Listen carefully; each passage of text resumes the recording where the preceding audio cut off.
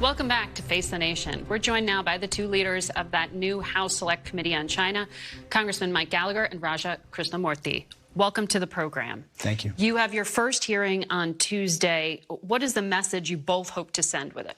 Well, first, let me say how excited I am to work with Ranking Member Krishnamoorthi. He is a hopeless Bears fan, but he is smart and clear-eyed when it comes to the threat posed by the Chinese Communist Party. And in addition to elucidating that threat, I want to send a message that the committee's work is going to be bipartisan. Speaker McCarthy wants to be bipartisan, and I firmly believe that besides its own people, what the Chinese Communist Party fears most is the idea of Republicans and Democrats working together to counter CCP aggression.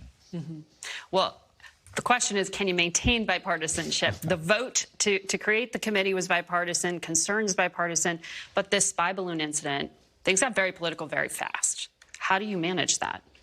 Well, I echo the chairman's sentiments, and though he is a Packers fan, I am glad to work with him. Look, I think that you're absolutely right that the spy balloon incident quickly became political, and you know, unfortunately, some folks on the other side took it as an opportunity to bash the president with regard to the Chinese Communist Party, even though on the whole, I think he handled it very well. Mike is right that, you know, the Chinese Communist Party likes nothing better than to have divisions between Democrats and Republicans. In fact, their chief political theorist, a guy named Mr. Wang Huning, has said that this is a huge weakness in America, that Democrats and Republicans don't get along. And so we have to get over that to be effective. So help me understand the purpose of this committee, because you have the House Foreign Affairs Committee, you have the Intelligence Committee.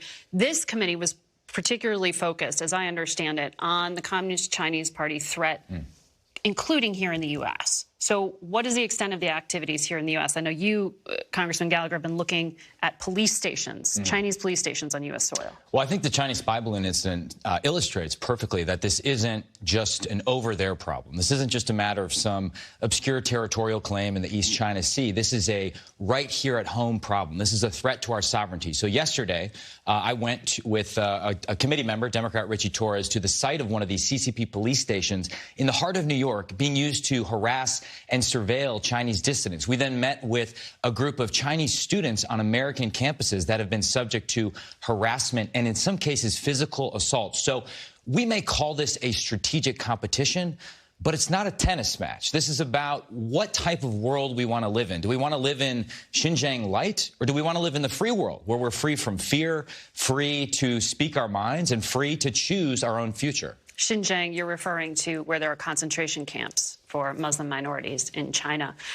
When you talk about those police stations, 54 overseas police stations, according to the Spanish-based human rights watchdog. So help me understand. I mean, the State Department says they don't like this. The FBI doesn't like this. How is that possible that this is on U.S. soil?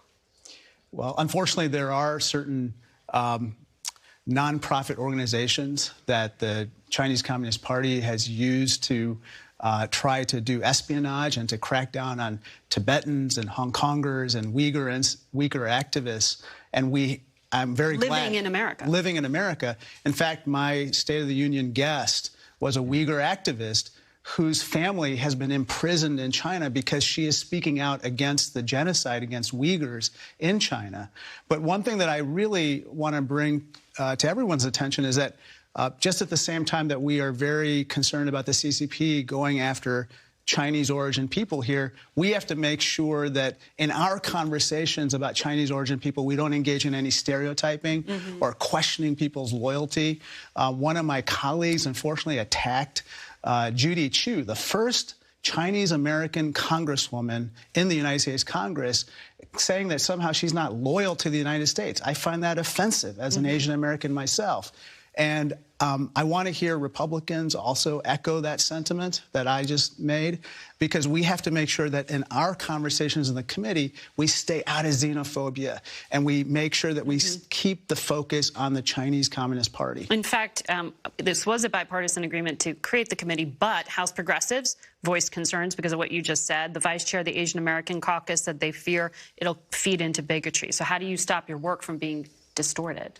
Well, I'd like to say that I'm hoping that the chairman will echo my sentiments with regard to Judy Chu and the attack on her. We can't go that route.